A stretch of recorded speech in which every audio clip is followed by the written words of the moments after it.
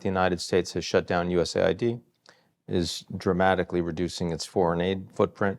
How has that affected your operations around the world? Yeah, the US was the anchor of the global aid system. And I use that metaphor advisedly.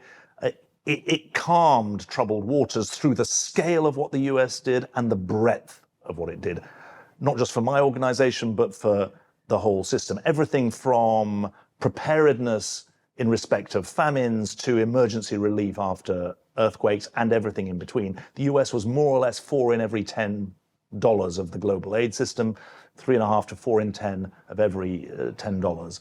At a global level, it was a big and serious aid player, more or less on a par with all the European Union countries plus the EU budget put together. When you pull up the anchor on a boat in choppy waters, you know well the boat rocks and the passengers get seasick. That's what's happening at the moment. Just to bring it down to my own organization, we've lost more or less $140 million of international funding.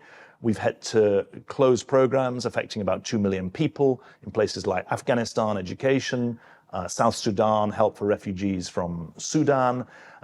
It's a very big shock to the system. And it's on top of that, there's a lot of uncertainty because we don't know what's coming next. We still have about 30 grants and contracts with the US government, but they're all coming up for renewal because these are often short-term grants. And our plea to the administration is not to pull the rug from under vital services. They've said they want to continue them. Secretary Rubio, when he was a senator, spoke very powerfully about the benefits, the soft power benefits, as well as the human benefits of this American funding, and for all the need for reform, which we would put ourselves at the forefront of, higher impact, better evidence, more innovation, all of that needed. But the anchor being pulled up is costing lives and making a huge difference around the world. So who's coming in? I mean, for an organization like yours, of course, it's very popular to say, well, the Americans are leaving. What an opportunity for China. I mean, have there been any Chinese leaders, formal or informal, that have said, hey, we could have more of a role in the IRC. That would look good for us? Yeah, I was in China in March, and they're very disciplined in my experience of talking both in and out of government. They see enormous opportunity in de-Americanization of the global system, but they're not going to move into the humanitarian aid business. That's not their area. They have done an agreement with UNICEF in Cambodia to step in, but they're not playing on the humanitarian track. They have a very strong economic development drive, as you know, through Belt and Road Initiative and related efforts. They have quite grandiose strategies for global security, global development, global civilization, global security, but they don't want to get drawn in. And the truth is, the great sucking sound you can hear is money leaving the humanitarian aid sector, but it's not being replaced. There's some private philanthropy coming in, but if you listen to the Gates Foundation, they'll tell you we're having to rethink because we can't replace one for one, anything like one for one,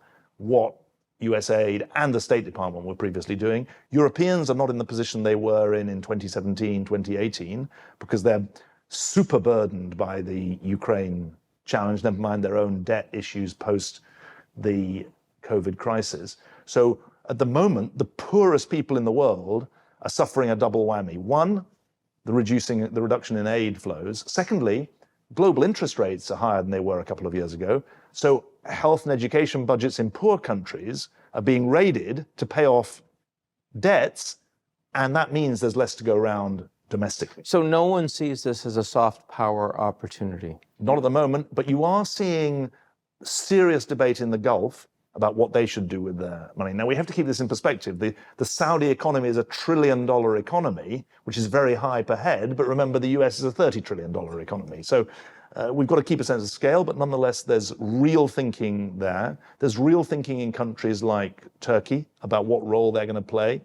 But I would say that for countries like Japan, which are very big development spenders, there are big challenges about what's the focus of their aid flow is going to be in the future, and how are they going to play into this big soft power competition that's starting.